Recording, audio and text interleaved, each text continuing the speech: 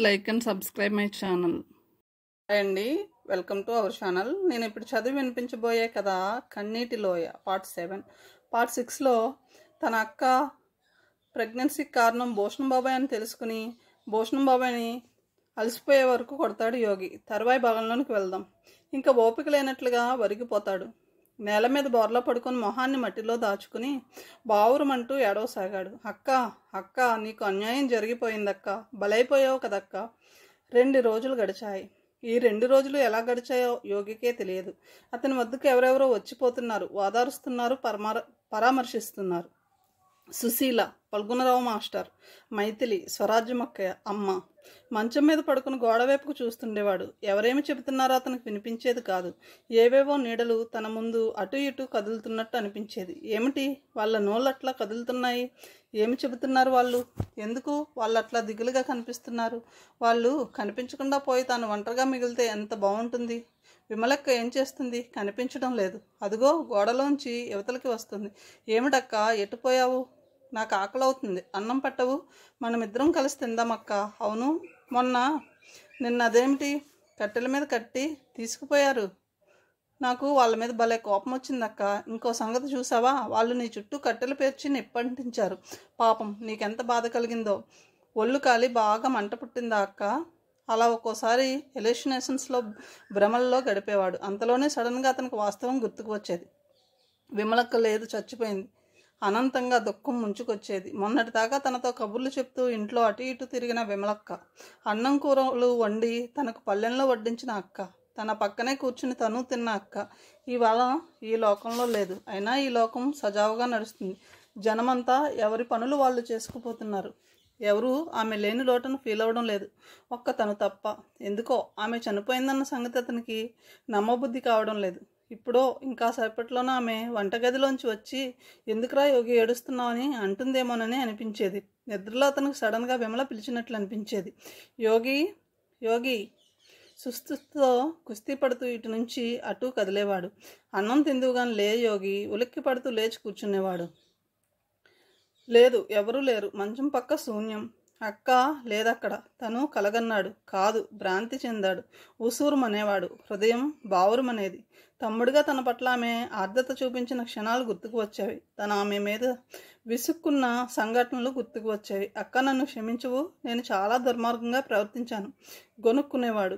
అతను అలా అక్కకు సంబంధించిన జ్ఞాపకాల మెలకువలతో బాధపడుతున్న సమయాన్ని ఓ పూట తల్లి వచ్చింది. యోగి ఇంటికి వెళ్దాం పద నాయన. ఎందుకులే అమ్మా, నాన్నకు కోపం కదా. కాదయ్యా, నాన్నే తీసుకురమ్మన్నాడు. మీ నాన్న నువ్వు అనుకున్నంత దుర్మార్గుడు కాడు నాయన. ఆయన ఎంత బాధపడుతున్నాడో తెలుసా? మారు మాట్లాడకుండా యోగి తన మకామును తండ్రి ఇంట్లోకి మార్చాడు. విమల చనిపోయిన చాన్నాళ్ళ దాకా యోగి వైశాలిని కలవలేదు. ఆ మధ్య ఎప్పుడో ఆమె తన వద్దకు వచ్చి ఓదార్చి వెళ్ళినట్లుగా గుర్తుంది. ఆమె వాస్తవంగా వచ్చిందో లేక తను కలగన్నాడో కూడా తెలియదు అతనికి. ఓ రోజు ఉదయాన నిద్రలేస్తూనే ఎందుకో మళ్ళీ వైశాలి గుర్తుకు వచ్చింది. ఎన్నాళ్ళైంది తన ఆమెను కలిసి. ఆ పూట తల్లి కూడా అతనితో ప్రస్తావించింది. ఓసారి వెళ్ళి ఆ అమ్మాయిని రాలేకపోయావా యోగి? ఏ అమ్మాయి? ముసలిపాడులో విధవమ్మాయి. వైశాల ఎవరు? అది కాదు నాయన, నువ్వు ఆమె పొలాన్ని కవులకు తీసుకున్నావు. అక్క చనిపోయిన గొడవలో అటు వెళ్ళడం మానుకున్నావు. పంట నూర్పిళ్ళు అన్నీ ఆమె చేయించిందని వింటున్నాను. ఒకసారి లెక్కలు చూసుకుంటే బాగుంటుంది కదా. నువ్వు ఆమెకేమన్నా ఇవ్వాలేమో. లేక తల్లి మొహంలోకి చూశాడు యోగి. ఈ పూట వెళ్తానమ్మా. నున్నగా గడ్డం చేసుకున్నాడు యోగి. ఉదయాన 10 దాటుతోంది. చలికాలం. వెచ్చటి ఎండ అప్పటి వరకు ఒంటిని వణికెత్తించిన చలిని పారద్రోలుతూ కొత్త ఉత్సాహాన్ని కలిగిస్తోంది. నూర్పిళ్ళు అయిపోవడంతో ఎక్కడికక్కడ పొలాల్లో కల్లాల తాలూకు గడ్డివాములు వంపుగా కనిపిస్తున్నాయి. బండి మీద ఇంత ఎత్తున గడ్డిని కట్టుకుని ఒక వ్యక్తి ఎడ్లను అదిలిస్తూ ఊరివేపుకు బండిని తోలుకుపోతున్నాడు. పశువుల్ని మేపుతూ ఒక చోట కుర్రవాడు చెల్లియో చెల్లకో అంటూ గొంతెత్తి రాగం తీస్తున్నాడు. చాన్నాళ్ళ తర్వాత తన ప్రపంచాన్ని చూస్తున్నట్లుగా అనిపించింది. నడక వేగాన్ని పెంచాడు. ఇంట్లో వైశాలి ఒక్కతే ఉంది. అతన్ని చూడగానే ఆమె కళ్ళు పెద్దవయ్యాయి. యోగి చప్పున ముందుకు వచ్చి అతని చేయిని పట్టుకుని ఆప్యాయంగా నొక్కింది. బాగున్నావా యోగి? ఆమె గొంతు జీరపోయింది. ఆమె తన చేతిని పట్టుకోగానే యోగికి ఏదో కొత్త తేజం తన ఒంట్లోకి ప్రవహించినట్లుగా అయింది. అంతకు మునుపు దాకా అతడి మనసుకును కుంగదీస్తున్న దిగులు మటుమాయమయ్యింది. ఆమె భుజాల చుట్టూ చేతులు వేసి దగ్గరకు లాక్కుని ఆమె పెదవుల్ని ముద్దు పెట్టుకున్నాడు. అతన్ని వదలడం ఇష్టం లేనట్లుగా ఆమె అతన్ని కరిచి పట్టుకుని కొద్దిసేపు అయ్యేదాకా తన్మయంతో అలా ఉండిపోయింది. ఆమె వంటగదిలోకి నడిస్తే అతను కూడా ఆమె వెనకే నడిచాడు. ఆమె కాఫీ పెడుతుంటే అతను ఆమెను స్పృశిస్తూ వెనకే నిలబడి ఆమెను నొక్కుకుంటూ ఆమె చెంపల్ని, మెడని, భుజాల్ని చిన్నగా కొరుకుతూ ఆనందాన్ని అనుభవించసాగాడు. ఎన్నాళ్ళైంది యోగి, కలవరిస్తున్నట్లుగా అన్నదామె. అతను కుర్చీలో కూర్చుంటే అతను మోకాళ్ళ నానిస్తూ ఆమె అతనికి ఎదురుగా నిలబడింది. ఒడిలోకి తీసుకున్నాడు ఆమెను.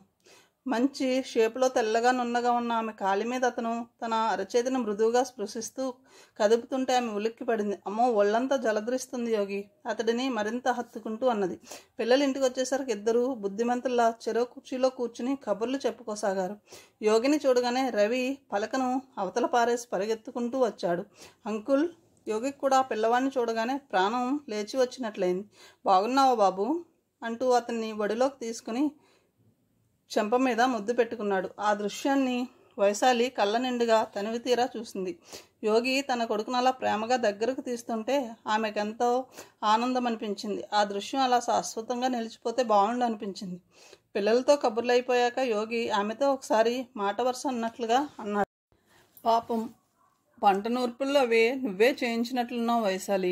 ఎవరు చేయించితే ఏమిటి యోగి, నీ బాధల్లో నువ్వున్నావాయే. కొద్దిసేపు సంకోచించి ఆఖరికి అన్నాడు అతను.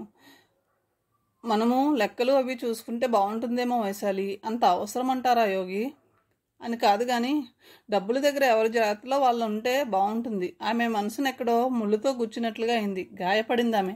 సీరియస్గా లోపలికి వెళ్ళి తను లెక్కలు రాసిన పుస్తకాన్ని తెచ్చి అతని చేతికిచ్చింది. ఆమె క్షణాన్న అతను ఎంతో స్వార్థపరుడుగా కనిపించాడు. పుస్తకంలోకి నిశ్చితంగా చూస్తున్న అతని మొహంలోకి పరిశీలనగా చూస్తూ అలా కూర్చుండిపోయింది. లెక్కలను చాలా వివరంగా రాసి ఉంచింది ఆమె. తను అతనికి ఎంత ఇచ్చింది, కూలీలకు ఎంత ఖర్చు అయింది, ఎరువులకు ఎంత ఖర్చు అయింది మొదలైనవన్నీ తారీఖు వారీగా.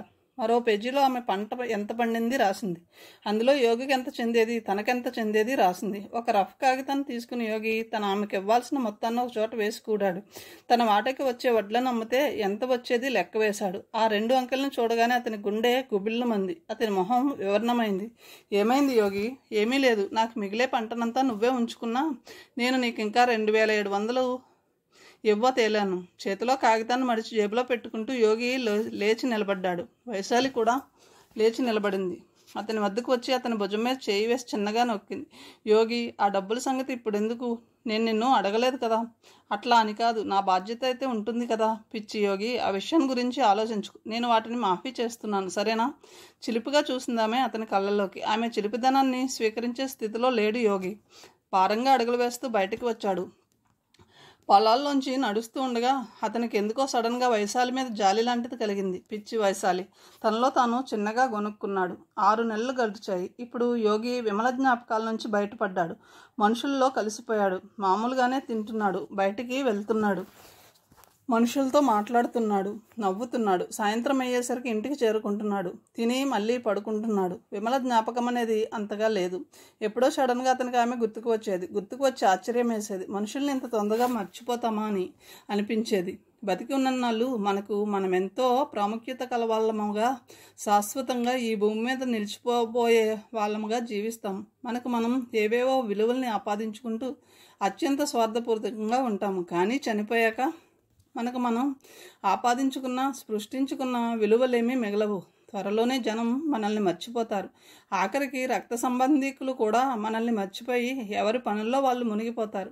విమలక్క విషయంలో అదే జరుగుతుంది. తనే కాదు, అమ్మా నాన్నలు కూడా 25 ఏళ్ల పాటు ఇంట్లో మెలిసి పెరిగిన బతికిన ఆమెను మర్చిపోయి కడుపారా తింటున్నారు, సుఖంగా నిద్రపోతున్నారు, హాయిగా నవ్వుతున్నారు. జీవితం అంటే ఇంతేనా? ఈ మాత్రం దానికోసమేనా బతికినన్నాళ్ళు మన్ని తాపత్రయాలు పడతాము? వ్యక్తి జీవితం అనేది సమాజంలో ఒక ఆట లాంటిది. ఆట ఆడుతున్నంతసేపు ఆటగాళ్ళకి, ప్రేక్షకులకి అదొక సజీవంగా కనిపిస్తుంది. ఆట అయిపోయాక, ఎవరిళ్ళకి వాళ్ళు వెళ్ళిపోయాక అదొక జ్ఞాపకంగా మిగులుతుంది. తర్వాత ఆ జ్ఞాపకము చెరిగిపోతుంది. సమాజంలో వ్యక్తి జీవితం అలా ఆట లాంటిదే. సమాజం అతను చనిపోయాక ఎంతకాలం జ్ఞాపకం ఉంచుకుంటుంది? తల వెదిలించాడు యోగి. ఇంతకు పూర్వంలాగే అతను వైశాలి ఇంటికి వెళ్తున్నాడు. ఆమెను శారీరకంగా కలుస్తున్నాడు. మొదట్లో 1-2 సార్లు ఆమె వివాహ ప్రస్తావనను తీసుకువచ్చింది. కానీ తర్వాత ఆ ప్రస్తావనను మానేసింది. తమ ఇద్దరి గురించి మసలిపాడులోనూ తన ఊళ్ళోనూ జనం చెవులు కొరుక్కుంటున్నారని అర్థమైంది అతనికి. ఒకసారి వైశాలి అతని వద్ద విచిత్రమైన ప్రస్తావనను తీసుకువచ్చింది. ఊళ్ళో జనం మన గురించి ఏమో అనుకుంటున్నారట అన్నది. ఎవరన్నారు? పక్కింటి ముసలామె. ఏమనుకుంటున్నారట? నువ్వు నన్ను ఉంచుకున్నావని. ఆ మాటలు అంటున్నప్పుడు ఆమె కళ్ళల్లోకి నీళ్లు ఉబికాయి. ఆ మాటలకు యోగికి కూడా బాధ కలిగింది. ఆమె పట్ల జాలి కలిగింది. ఆమెను చీరప్ చేయడం కోసమని అన్నాడు, నేను నిన్నుంచుకోవడం ఏంటి? నువ్వు డబ్బున్న దానివి. నేనే నీ వద్దకు వచ్చిపోతున్నాను. నువ్వు నన్ను ఉంచుకుంటున్నట్లుగా అనుకోవాలి. అతని మాటలు వినగానే ఆమె గబుక్కున ఏడవడం మొదలుపెట్టింది. తానెంత చండాలంగా మాట్లాడాడో అప్పుడు అర్థమైంది యోగికి. ఆమెను ఎలా ఓదార్చాలో తెలియలేదు. తన మాటల్ని ఎలా వెనక్కి తీసుకోవాలో అర్థం కాలేదు. ఇంటికి వెళ్ళాక ఆ రాత్రి చాలాసేపు ఆలోచించాడు. ఏం చేయాలి? ఏదో ఒకటి చేయాలి త్వరగా. అంతరాత్మ గల మనిషిగా తను నీతి బాహ్యంగా ప్రవర్తించలేడు. ఆమెతో సంబంధాన్ని తెంచేసుకుని తను ఎడంగానన్నా ఉండాలి, లేకపోతే ఆమెను పెళ్ళన్నా చేసుకోవాలి. ఒక్కోసారి తను ప్రశ్నించుకునేవాడు, ఆమెను పెళ్లి చేసుకోవడం తనకు అభ్యంతరం ఏమిటి? ఆ ఇద్దరు పిల్లలునా? అవును, వాళ్లే అడ్డు. విధవ స్త్రీగా ఆమెను పెళ్ళాడడానికి అతనికి ఏ అభ్యంతరము కనిపించేది కాదు. కానీ ఇద్దరు పిల్లల తల్లిగా అంగీకరించడానికి మాత్రం మహా ఇబ్బందిగా అనిపించేది. సమాజం తనను గేలి చేస్తుందేమోనన్న భయం లోపల. ఒకసారి ఫల్గుణరావు వద్ద ప్రస్తావించాడు. మాస్టారు, విధవా వివాహం మీద మీ అభిప్రాయం ఏమిటి? ఆయన అతని మొహంలోకి సీరియస్గా చూశాడు. యోగి, ఈ ఆధునిక యుగంలో అసలు ఆ విషయం గురించి చర్చించుకోవడమే చాలా వెనుకబాటుతనం అనిపించుకుంటుంది. యవ్వనంలో ఉన్న ఏ స్త్రీ కానీ విధవగా అయితే బలవంతంగానైనా సరే మరో వివాహం చేయడం సమాజ శ్రేయస్సు దృష్ట్యా మంచిదని నా అభిప్రాయం. ఎందుకనంటారు? యవ్వనంలో ఉన్న స్త్రీ విధవగా మిగిలితే ఆమె సమాజానికి న్యూసెన్స్గా మారుతుంది. చాటుమాటు వ్యవహారాలతో స్వైరినిగా మారి తోటి సంసారాలకు ముప్పు తేవడం ఒక రకం. సామాన్యంగా ఈ బాపత ఆడవాళ్ళు సాంప్రదాయకులై ఉండరు. ఎప్పుడో ఒకసారి పెళ్లిలో ఇరుక్కోవడానికి ప్రయత్నిస్తారు. వీళ్ళు కాకుండా సాంప్రదాయకమైన స్త్రీలు ఉంటారు. వీళ్ళు పెళ్లి చేసుకోవడానికి ఎవరైనా సిద్ధంగా ఉన్నా కూడా సాంప్రదాయం పేరిట తిరస్కరిస్తారు. శరీరం ప్రేరేపించే కోరికలు ఒకవైపు, వాటిని అణుచుకోవాల్సిన అవసరం ఒకవైపుతో సంఘర్షణ పడి వాళ్ళు దేనిని నిగ్రహించుకోలేక సంసారాలు చేసే వాళ్ళ పట్ల, శారీరక కోరికలను తీర్చుకుంటున్న వారి పట్ల ద్వేషాన్ని పెంచుకుంటారు. ఆ ద్వేషం బయటికి కనపడదు. అంతర్లీనంగా ఉండి వేరే వాళ్ళ సంసారాలని నాశనం చేయడంలోనూ వాటిల్లో శాంతిని చిన్నాభిన్నం చేయడంలో వీళ్ళు వికటమై ఆనందాన్ని పొందుతుంటాడు. ఆయన కొంచెం ఆవేశంగా మాట్లాడాడనిపించింది యోగికి. ఆయన ఎవరినో మనసులో ఉంచుకుని మాట్లాడాడని అనిపించింది. అది నిజమే. ఆయన అన్నాడు, నాకు తెలిసిన ఒక స్త్రీ నాకు బాగా ఆప్తుడైన ఒక మిత్రుడి సంసారంలో ఈ రకంగా నిప్పులు పోసింది. పాపం, విధవావిడన్న సమాజపు సానుభూతిని ఆసరాగా చేసుకుని ఆమె అతడి సంసారాన్ని నాశనం చేసింది. ఆవిడ ఇప్పుడు ముసలామె అయిపోయిందనుకో. అందుకే నాకు వయసులో ఉన్న విధవ స్త్రీలు పెళ్లి చేసుకోనంటే కోపం వచ్చేది. కొద్దిసేపు ఆగాక యోగి అన్నాడు, వైశాలిని నేను పెళ్లి చేసుకోవాలనుకుంటున్నాను. ఎలా ఉంటుందంటారు? ఏమిటి, నిజమే? అంతవరకు పక్కనే కూర్చుని ఉన్న మైథిలి చిన్నగా కేకబెట్టింది. యోగి గారు, మీరు చాలా మంచి పని చేస్తున్నారు. అది మీ మంచి హృదయాన్ని సూచిస్తుంది. వైశాలి సుఖపడుతోంది. నాకు చాలా సంతోషంగా ఉందండి, గబగబా అందామే. యోగి ఫల్గుణరావు వైపు చూశాడు. మీరేమంటారు? నేను మిమ్మల్ని సమర్థిస్తాను. నిరభ్యంతరంగా చేసుకోండి. ఆమెకు మీకు కూడా మంచిదది. యోగికి కొన్నంత బలం చేకూరినట్లయింది. ఆ రాత్రి తండ్రి వద్ద ఈ విషయాలను కదిపాడు. వైశాలిని పెళ్లి చేసుకోవాలనుకుంటున్నాను నాన్న. వైశాలి ఎవరు? మొసలపాడు విధవమ్మాయ? అవును. ఆ అమ్మాయికి 2 పిల్లలు కూడానేమో? అవును. తండ్రి ఎందుకు ఒప్పుకోడనుకున్నాడు యోగి. ఆయన కోపంగా అరవవచ్చని అనుకున్నాడు. కానీ అదేమీ జరగలేదు. నీ ఇష్టం రా అబ్బాయి ఆయన అన్నాడు. చేసుకునేవాడివి నువ్వు, అనుభవించేవాడివి నువ్వు.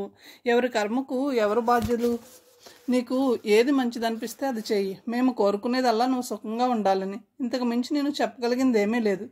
పెళ్లి కాకుండా కూతురుకు గర్భం రావడము, తనతో పోట్లాడి కొడుకు కూతురు ఇంట్లోంచి వెళ్ళిపోవడము, ఆఖరికి ఆ కూతురు కాస్త చనిపోవడం, ఇవన్నీ ఆయనను బాగా కృంగదీశాయి. అందుకే కొడుకు విషయంలో ఏ బాధ్యతలు తీసుకోదలుచుకోలేదు. గుళ్ళో పెళ్లి. వైశాలి, యోగి. ఫల్గుణరావు దగ్గరుండి జరిపించాడా పెళ్లిని. పెళ్లికి యోగి తల్లిదండ్రులు, మైథిలి, స్వరాజ్యమక్కయ్య, సుశీల వాళ్ళ నాన్న వైశాలి వైపు బంధువులు కొద్దిమంది కాక ఊళ్ళో వాళ్ళు కూడా కొందరు వచ్చారు. పెళ్లి జరుగుతున్నంతసేపు యోగికి అక్కడ ఉన్న వారిలో ఎవరేమనుకుంటున్నారోనని అనిపించసాగింది. ఒకసారి తండ్రి వైపు చూశాడు. అప్పటిదాకా ఇటువైపు చూస్తున్న ఆయన కాస్త కొడుకు తన వైపు చూడగానే చూపులు మరల్చి ఎటో చూడసాగాడు. ఆయన మొహంలో ఏమంత ప్రసన్నత కనిపించలేదు యోగికి. తల్లి కళ్ళు దిగులుగా చూస్తున్నాయి. సుశీల విచిత్రంగా చూస్తుంది. ఆమె మొహంలో చిరునవ్వు ఉంది. స్వరాజ్యమక్కే కూడా ఎందుకో దిగులుగానే ఉంది. వాళ్ళంతా తనను చూస్తూ జాలి పడుతున్నారు అనిపించింది యోగికి. ఎందుకు జాలిపడాలి? తనేమి తప్పు పని చెడు పని చేయడం లేదే. యోగి మనసులో ఎక్కడో కించబాటుతనం ఉంది. ఎవరేమనుకుంటున్నారో, తనను చూసి జాలి పడుతున్నారేమో, తన వైపు హేళనగా చూస్తున్నారేమోనన్న భావాలున్నాయి. లోకాన్నతిగా పట్టించుకోవడం వల్ల వచ్చే చిక్కది. తర్వాత మైథిలి వైపు చూశాడు యోగి. ఆమె కొంచెం దూరంగా గోడ కనుకొని విప్పారిత నయనాలతో చూస్తుంది. ఆమె చూపుల్లో మెచ్చుకోలు ఉంది. ఆమె చూపులు తన భుజాన్ని తట్టినట్లుగా అయింది యోగికి. శబాస్ యోగి, గొప్ప పని చేస్తున్నావు అన్నట్లుగా ఉన్నాయి ఆ చూపులు. ఆ తర్వాత ఇంక యోగిలో నెగిటివ్ భావాలనేమీ రానివ్వలేదు. ఎవరేమనుకున్నా పర్వాలేదని అనిపించింది. తను చాలా ఎత్తుకు ఎదిగిపోయినట్లు, ఊరిలోని తన సాటి వాళ్ళు మిగతా వారు అంగుష్టమాతులుగాను అనిపించారు. 2 పిల్లలున్న విధవ స్త్రీని వాళ్ళెవరైనా పెళ్లి చేసుకోగలరా? తనలా దండలు మార్చుకుంటున్నప్పుడు వైశాలి కళ్ళల్లోకి చూశాడు. ఆమె చిలుపుగా కొంటిగా చూస్తూ అంతలోనే చూపులు వాల్చేసింది. ఆమె అలా చూపులు వాల్చేయడంలో ఏదో శోభ ఉంది, మోహనత్వం ఉంది. ఆమె చూపుల్లో చిరునవ్వు ఉంది, సిగ్గుపడడం ఉంది, ఏదో ఆరాధనా భావం ఉంది. ఇవన్నీ యోగిలో పురుషత్వాన్ని ఇంతెత్తున పెంచాయి. అతడిలో గొప్ప ఆత్మవిశ్వాసాన్ని నింపాయి. లోకమంతా ఏకమై వచ్చినా తను ఎదురు తిరిగి నిలబడగలనని అనిపించింది. అలెగ్జాండర్లా దండయాత్రలు చేసి లోకాన్నంతా గెలవగలనని అనిపించింది. పురుషుడిని ఆకాశానికి ఎత్తేయాలన్నా, అధహ పాతాళానికి నొక్కేయాలన్నా అలాంటి చూపులే పనిచేసేది. కొంతమంది స్త్రీలు రోడ్డు మీద పరాయి పురుషుడి వైపు అలా చూస్తారు కానీ ఇంట్లో తన మనిషి, తనకు ఆధారమైన మనిషి, తన కోసం నానా అవస్థలు పడుతున్నవాడు అయిన భర్త వైపు అలా చూడరు. తర్వాత అతడిలో ఆత్మవిశ్వాసాన్ని అణగదొక్కుతారు. అందుకే కొందరు భర్తలు తమ సామర్థ్యాన్ని పూర్తిగా ప్రదర్శించలేక అణగారిపోతూ ఉంటారు. ప్రతి పురుషుడి విజయం వెనుక ఒక స్త్రీ హస్తం ఉంటుందనేది ఈ సూత్రం నుండే వచ్చింది. అంతలో యోగికి వైశాలి 2 పిల్లలు ఎక్కడున్నారోనని అనిపించింది. తలెత్తి ఒకసారి చుట్టూ చూశాడు. సుశీల వద్ద ఉన్నారు వాళ్ళు. చిన్నపిల్లవాడు రవి సుశీల చంకలో ఉన్నాడు. దండలు మార్చుకుంటున్న తన వైపు, తల్లి వైశాలి వైపు విచిత్రంగా చూస్తున్నాడు అతను. ఆ పిల్లవాడికి ఇదంతా తమాషాగా ఉన్నట్లుంది. చేయి చాపి తమ వైపు చూపుడు వేలుతో చూపిస్తూ సుశీలను ఏమిటో అడుగుతున్నాడు. సుశీల ఏమిటో నవ్వుతూ సమాధానం చెబుతోంది. సుశీల పక్కనే ఆమె చెంగు పట్టుకుని నిలబడ్డ రాజు తన వైపు సీరియస్గా చూస్తున్నాడు. ఆ చూపుల్లో ఏదో కోపం లాంటిది ఉంది. ఆ పిల్లవాడు తనని తండ్రిగా అంగీకరించుతాడా? ఆ పిల్లవాడి మనసులో ఇప్పుడు ఎలాంటి ఆలోచనలు కదులుతున్నాయి? యోగి మనసు ఎందుకో కల్లోలానికి గురైంది. ఆ పిల్లల పట్ల జాలి కలిగింది. తల్లి పెళ్ళిని చూడగలిగే పిల్లలుంటారా? అదిగో వాళ్ళిద్దరూ ఉన్నారు. పాపం, వాళ్ళని ప్రేమగా చూడాలి, మంచి చదువులు చెప్పించాలి, పెద్దవాళ్ళని చేయాలి, తండ్రి లేని లోటును తీర్చాలి. తను రాత్రి ఊరంతా సద్దుమణిగింది. మంచం మీద కూర్చుని యోగి వైశాలి కోసం ఎదురు చూడసాగాడు. విచిత్రంగా ఉంది అతనికి. ఇవాళ తనొక ఇంటివాడు, భార్య, ఇల్లు, ఆస్తి, పిల్లలు గుర్తు రాగానే అతనికి ఎందుకో చివుక్కుమన్నట్లయింది. ఎందుకు తను పిల్లల విషయంలో అట్లా ఫీల్ అవుతున్నాడు? సరే పోని, సమాజంలో తను ఒక పరిపూర్ణమైన వ్యక్తి. ఇవాళ ఇంతకు మునుపు దాకా తను కుర్రవాడు, అపరిపూర్ణుడు. తన బాధ్యతలు తీసుకోవడం, తనను గైడ్ చేయడానికి తండ్రి అనే అధికారి ఉండేవాడు. కానీ వాళ్ళు అట్లా కాదు. తనకు సర్వ స్వతంత్రుడు. తనకు వేరే వాళ్ళ మీద అధికారం ఉంది. వాళ్ళ బాధ్యతలు చూడాలి తను. వైశాలి పిల్లలు, ఇదేమిటి మాటిమాటికి పిల్లలు గుర్తుకు వస్తున్నారు? తనకు వైశాలి మీద అధికారం ఉంది. వైశాలి తన స్త్రీ, తను వైశాలి పురుషుడు. వైశాలి శరీరం, ఆ శరీరం మీద తనకు సర్వాధికారాలు ఉన్నాయి. ఆ శరీరం తనది, తన శరీరం ఆమెది. 2 శరీరాలు ఇష్టం వచ్చినట్లు ఆడుకోవచ్చు. వివాహం ఇచ్చిన లైసెన్స్. త్వరగా వేగిరపడుతుంది మనసు. వైశాలి, అబ్బబ్బా వస్తున్నా యోగి, త్వరగా రా వైశాలి. గాజుల గలగల, అదుగో వైశాలి. ఎంత సుందర దేహం, ఎంత మనోహర రూపం. ఓ మాదిరి ఎత్తు, సరిగ్గా స్త్రీకి ఉండాల్సినంత తనకంటే తక్కువగా, తన సుపీరియారిటీని వెక్కిరించకుండా, గుండ్రటి మొహం, గులాబీ చెంబలు. అద్దం ముందుకు నడిచింది, అటు తిరిగింది, తల దువ్వుకుంటుంది. పొడగాటి జుట్టు పిరుదుల కింద దాకా వేలాడుతోంది. ఎంత పెద్ద జుట్టు! చిక్కు తీస్తున్నప్పుడల్లా పిరుదుల కింద కదులుతూ ఊగుతోంది. ఆ జుట్టుతో ఉయ్యాల కట్టుకుని అందులో తను కూర్చొని ఊగుతూ ఆమె కళ్ళల్లోకి చూస్తుంటే, మై డియర్ వైశాలి, ఏదన్నా ముద్దు పేరు చూడాలి. వైసీ, వైసా, సాలి, సావై, వైలి, లీ ముద్దు ముద్దుగా పిలుచుకోవాలి, ముద్దు ముద్దుగా కిస్సించాలి. జుట్టును గొప్పగా ముచ్చుకుంది. కొప్పులో పైభాగాన అర్ధచంద్రాకారంలో మల్లెపూ దండను తురిమింది. అంతదాకా జుట్టు దాచిన మెడ అందం ఇప్పుడు బహిర్గతమై రెట్టింపై గుండెల్లో మిరుమిట్లు లేపుతుంది. ఇక చాలే వైశాలి, అబ్బా ఆగు యోగి, ఇక లాభం లేదు, తనే వెళ్ళాలి. నడిచి వెళ్ళి మెడ మీద ముద్దాడి, అబ్బా యోగి ఆగు కాసేపు. మల్లెల పరిమళాన్ని ఆగ్రానించి భుజం వంపుల్లో మొహం వాల్చి పెదమలతో వంపుల పొడుగుతా గీతలు గీసి, అబ్బా యోగి తలను వెనక్కి వంచి ఆమె ముద్దుగా అతడి ముక్కు కొరికింది. చేతుల్ని పమిట కింద నుంచి కిందకి జరిపి పద్మిని జాతి స్త్రీ అనుకున్నాడు. శరీరంలో ఎక్కడ ఏ వైపున దృష్టి సారించాలో, ఏ భాగాన చేతులు వేయాలో తెలియని పరిస్థితి. చప్పున ఆమె వెనక్కు తిరిగింది. మెడ చుట్టూ చేతుల చుట్టూ అతన్ని తన వైపుకు లాక్కుంది. పెదమల మీద పెదమలుంచి నొక్కింది, చిన్నగా కొరికింది. వై నా యోగి, ఈ బట్టలు అవసరమంటావా? లైట్ తీసేస్తే వద్దొద్దు, నీ అందాన్ని తనివి తీరా చూడాలి. అంత అందంగా ఉంటానా యోగి? మాట్లాడవేమిటి? లైట్ తీసివేద్దాం. అదేమిటి? నీ అందాన్ని తట్టుకోలేక నా కళ్ళు చిట్లిపోతాయేమో. చిలిపి. అతని చేతులు ఆమె దుస్తులపై స్పృశించసాగాయి. మృదువైన ఆ స్పర్శ అతనికి ఆమెకు ఆనందాన్ని అందించసాగాయి. ఆ ఆనందం నుంచి ఆత్మీయత పొంగుకు రాసాగింది.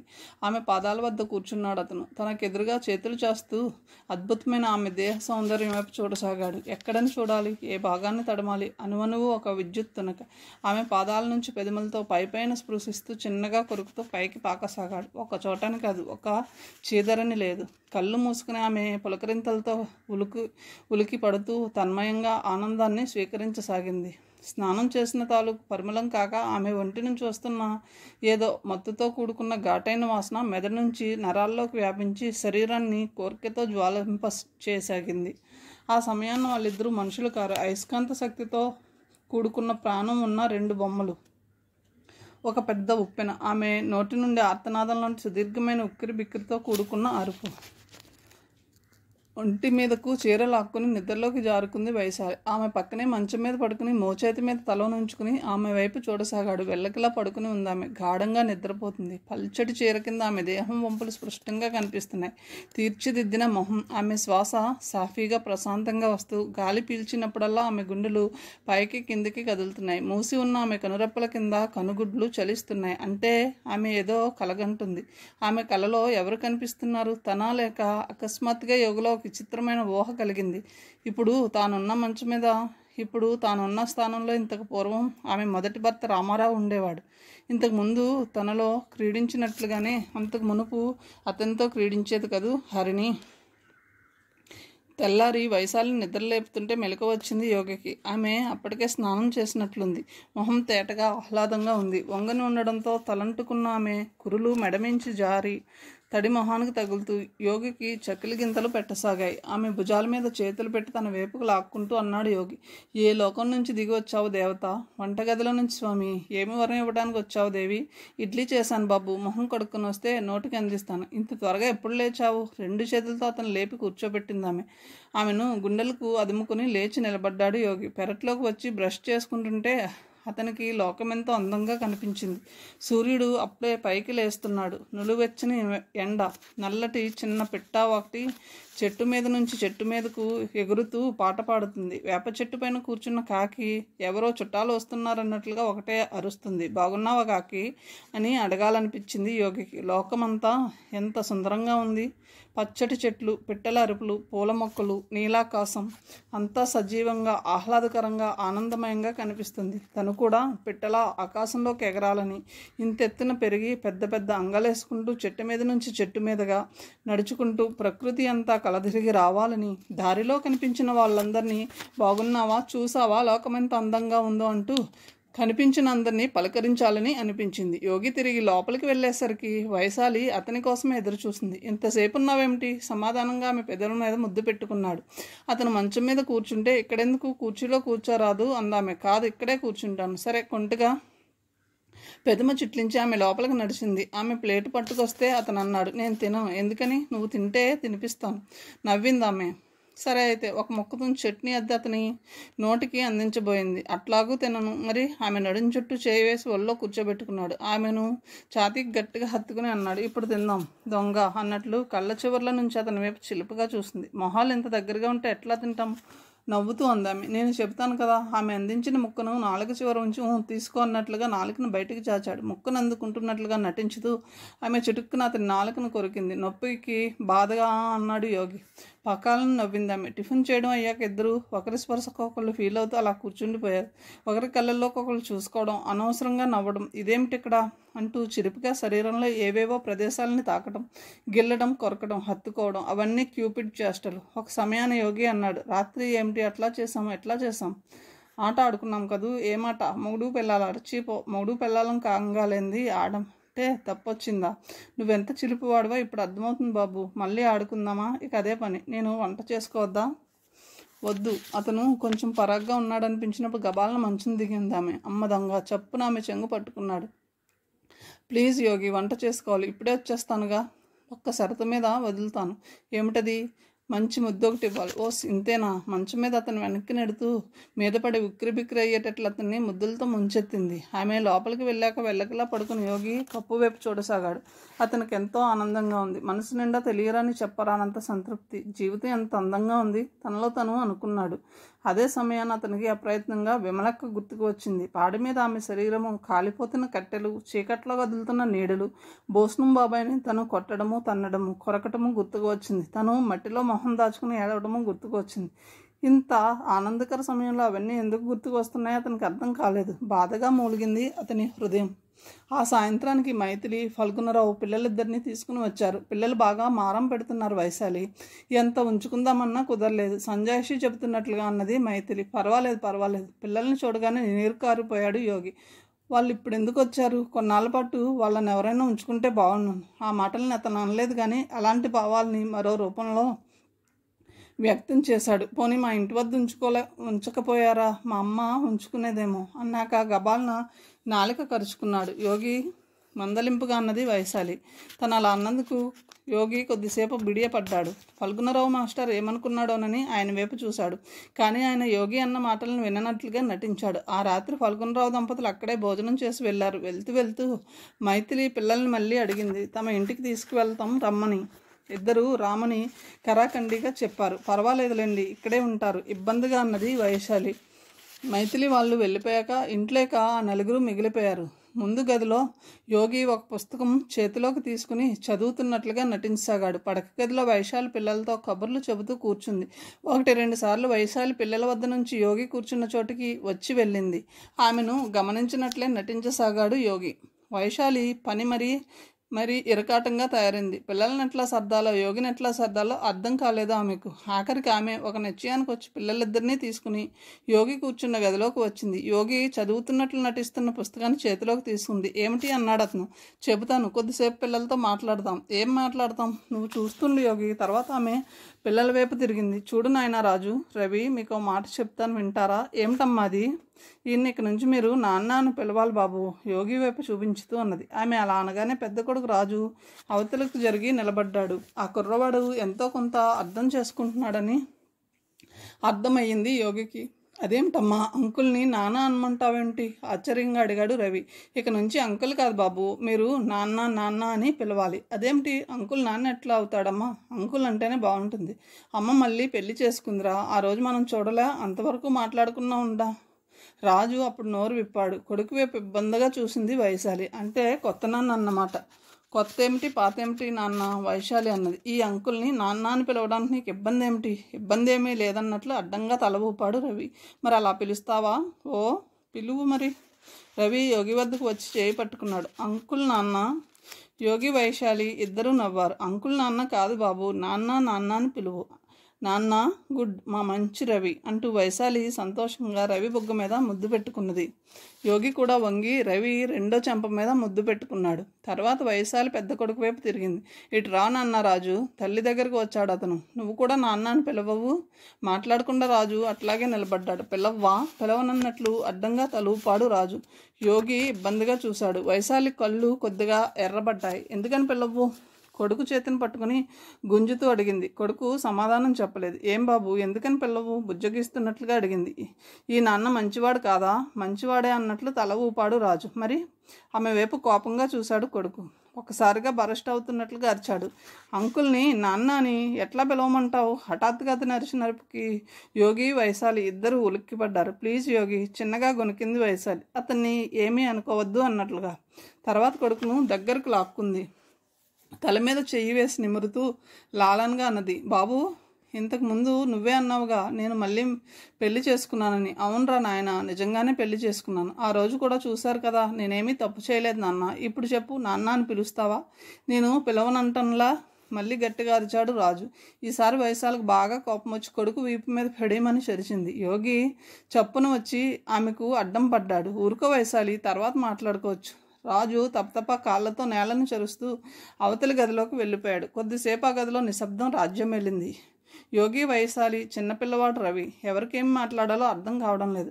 అమ్మా, కాసేపు ఉన్నాక రవి అన్నాడు. ఏమిటన్నట్లు కొడుకు వైపు చూసింది వైశాలి. నాన్నని ఎవరో చంపేశారు కదమ్మా. అవును బాబు, ఆ నాన్న చనిపోతే ఈ అంకుల్ని నాన్నగా తీసుకొచ్చావు కదమ్మా. కొడుకు ఏమి మాట్లాడబోతున్నాడో ఆమెకు అర్థం కాలేదు. అయితే ఏమిటన్నట్లు చూసింది. ఈసారి ఆమె చూపుల్లో కొంత చిరాకు ఉంది. అంతకు మునుపటి సౌమ్యత లేదు. ఆమె మొహంలో కోపాన్ని చూసి రవి ఇంకా మాట్లాడలేదు. వైశాలికే జాలి వేసింది. ఏమిటి బాబు, ఏమిటి చెప్పదలుచుకున్నావు? కొడుకుని దగ్గరకు తీసుకుంటూ అన్నది. ఏమీ లేదమ్మా. పర్వాలేదు చెప్పు బాబు. కొడుకును హత్తుకుంటూ అంది. ఏమీ లేదమ్మా. ఈ అంకుల్ని కూడా చచ్చిపోతే ఇంకో అంకుల్ మళ్ళీ నాన్నగా తెస్తావా అమ్మా? పెద్ద విస్ఫోటనం. క్షణం పాటు అక్కడ భయంకరమైన నిశ్శబ్దం ఆవరించింది. ఒక్క ఉదుటిన కొడుకును అవతలకు నెడుతూ వైశాలి మోకాల్లో మొహం దాచుకుని వెక్కి వెక్కి అడవసాగింది. ఆ సంఘటనకు ఎలా స్పందించాలో తెలియక బెక్క చచ్చిపోయాడు యోగి. రాత్రి గదిలో పుస్తకం చదువుతూ కూర్చున్నాడు యోగి. మధ్య మధ్యలో టైం చూసుకోసాగాడు. 9, 9:30, 10. అవతల గదిలోంచి వైశాలి మాటలు వినిపిస్తున్నాయి. పిల్లలకు ఆమె ఏదో కథ చెబుతుంది. వాళ్ళు ఇంకా నిద్రపోలేదు. మధ్య మధ్యలో ఏవో ప్రశ్నలు వేస్తున్నారు. ఆమె సమాధానాలు చెబుతుంది. వాళ్లను నిద్రపుచ్చడానికి ఆమె నానా ప్రయత్నాలు చేస్తుంది. హాలుకి ఇటువైపున్న గదిని యోగికి కేటాయించింది ఆమె. యోగికి తను చదువుతున్న పుస్తకం మీద ధ్యాస కుదరడం లేదు. పిల్లలు ఎప్పుడు నిద్రపోతారా, ఆమె తన వద్దకు ఎప్పుడు వస్తుందా అని ఎదురు చూస్తున్నాడు. ఆఖరికి అసహనంగా పుస్తకాన్ని అవతల పడేసి లేచి నిలబడ్డాడు. గదిలో లైట్ తీసివేసి ఆ చీకట్లో అటు ఇటు పచార్లు చేయసాగాడు. అతను లైట్ తీసివేయగానే అవతలి గదిలో ఆమె కూడా లైట్ తీసివేసింది. ఎందుకమ్మా లైట్ తీసేసావు? రవి అడుగుతున్నాడు. నాకు నిద్ర వస్తుంది బాబు. మరి కథ పూర్తిగా చెప్పవా? చెప్తాను బాబు, చీకట్లో చెప్పుకుందాం. సరే. పిల్లల్ని నిద్రపుచ్చి వస్తానన్నట్లు ఆమె తనకు పరోక్షంగా చెబుతుంది. నవ్వుకున్నాడు యోగి. మధ్య హాలులో మాత్రం లైట్ వెలుగుతుంది. ఆ లైటు తాలూకు వెలుతురు అటు ఇటుగా ఉన్న 2 గదుల్లోనూ తెరిచి ఉన్న తలుపుల్లోంచి ప్రవేశిస్తూ డిమ్ కాంతిని సృష్టిస్తుంది. ఆ చిరుచీకట్లో పచార్లు చేస్తున్న యోగికి ఆ రాత్రి నిశ్శబ్దంలో రహస్యం చెబుతున్నట్లు గుసగుసగా కోమలంగా మాట్లాడుతున్న వైశాలి గొంతు విచిత్రంగా మిస్టీరియస్గా వినిపించసాగింది. మృదు మధురంగా వినిపిస్తున్న ఆమె స్వరం వణుకుతూ వచ్చి అతని నరాల్ని టిక్కిల్ చేయసాగింది. కొద్దిసేపు అయ్యాక ఆమె స్వరం ఆగిపోయింది. ఇక పడుకుందాం బాబు, నాకు నిద్ర వస్తుంది. మరో అరగంట గడిచింది. ఇంకా రాదేమిటి? పిల్లలు ఇంకా నిద్రపోలేదా? యోగికి ఒంట్లో నరాలు అల్లరి చేయసాగాయి. పిల్లల్ని నిద్రపుచ్చుతూ ఆమె కూడా నిద్రపోయిందా ఏమిటి? కొంపతీసి 1-2 సార్లు రాణి దగ్గాడు. సమాధానం లేదు. సందేహం లేదు, ఆమె కూడా నిద్రపోయింది. యోగికి స్వల్పంగా చికాకు కలిగింది. హాలులోకి వచ్చి లైట్ తీసివేశాడు. అంతా చీకటి. ఎక్కడేముందో కనిపించడం లేదు. అంతకు మునుపు చూసిన ఆమె గది దర్వాజా వైపు అడుగులు వేశాడు. అతని అంచనా తప్పింది. తలుపు వైపుకు కాకుండా కొంచెం పక్కకు నడవడంతో చీకట్లో మొహం వెళ్ళి ఫెడీమని పక్కనున్న గోడకు కొట్టుకుంది. తేలికుట్టిన దొంగలా అయింది అతని పని. అంటూ బాధగా రాబోయిన స్వరాన్ని గొంతులోనే బిగబట్టుకున్నాడు. గోడకు కొట్టుకున్న చప్పుడు వినిపించిందేమో. వైశాలి ఎవరది, ఏమిటది అంటూ ఆదుర్దాగా లేచి గదిలో లైట్ వేసి హాలులోకి వచ్చింది. ఏమీ లేదు వైశాలి, నేనే పుస్తకం కోసం వెతుకుతున్నాను. పుస్తకం కోసం వెతుకుతున్నారా? లైట్ వేసి వెతకపోయారా? హాలులో లైట్ని కూడా వేసిందామె. ఆ వెలుతురులో ఆమెకు అటు ఇటు నిలబడి తన వైపు విచిత్రంగా చూస్తున్న ఇద్దరు పిల్లలను చూడగానే ఉలిక్కి పడ్డాడు. వాళ్ళు ఇంకా నిద్రపోలేదన్నమాట. పిల్లలిద్దరినీ ఈడ్చి గోడకేసి కొట్టాలనిపించింది అతనికి ఆ క్షణాన.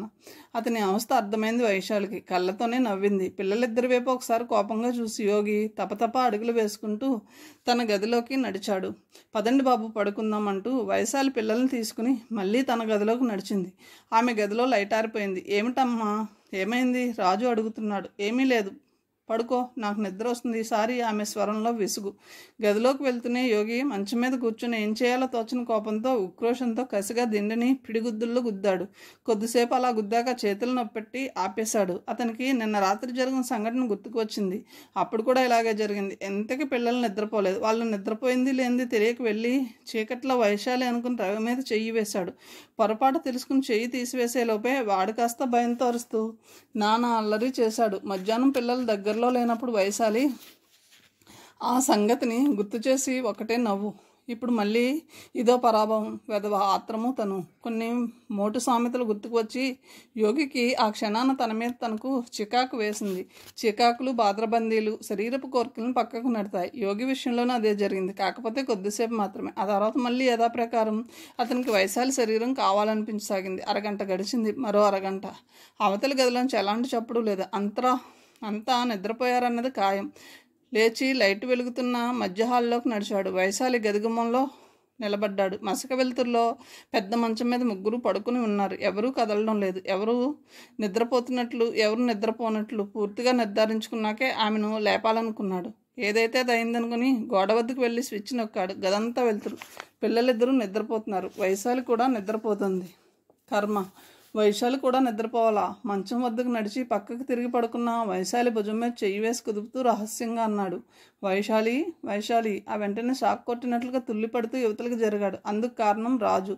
ఆమెకు అవతల వైపున పడుకుని ఉన్న రాజు అతని స్వరం వినగానే స్ప్రింగులా టక్కున లేచి కూర్చున్నాడు. సూటిగా తీవ్రంగా యోగి కళ్ళల్లోకి చూస్తూ కచ్చిగా అతను గొంతు చించుకుంటూ ఇలా అరిచాడు, మాటి మాటికి మా అమ్మ వద్దకు ఎందుకు వస్తావు? ఇంకెప్పుడు రావద్దు. అలా అరుస్తున్నప్పుడు ఆ పిల్లవాడి మెడ నరం ఒకటి ఉబ్బుతూ వణికింది. ఈ గొడవకు రవితో పాటు వైశాలి కూడా ఉలిక్కి పడుతూ లేచింది. ఆమె లేచి చూసేసరికి రాజు కోపంగాను, యోగి నిస్తేజంగాను ఒకరి వైపు ఒకళ్ళు చూసుకుంటున్నారు. పరిస్థితి అర్థమైంది ఆమెకు. రాత్రి జరిగిన దానికి నన్ను మన్నించి యోగి. మర్నాడు ఉదయం కాఫీ అందిస్తూ అన్నది వైశాలి. మన్నించేదేముంది వైశాలి, నా కర్మ. చాచా యోగి, అట్లా అనొద్దు. ఆమె గొంతు గద్గమైంది. వంగి ఆమె అతని పెదవుల మీద ముద్దు పెట్టుకుంది. చూడు యోగి, నా కళ్ళల్లోకి చూడు ఒకసారి. ఆమె కళ్ళల్లోకి చూశాడు యోగి. సజలంగా ఉన్నాయి అవి. అతని హృదయం ద్రవించింది. పాపం, ఆమె తప్పు మటుకు ఏముంది? పిల్లలను నిద్రపోయాక నా వద్దకు ఎందుకు రావు వైశాలి? నాకు మటుకు రావాలనిపించడం లేదంటావా యోగి?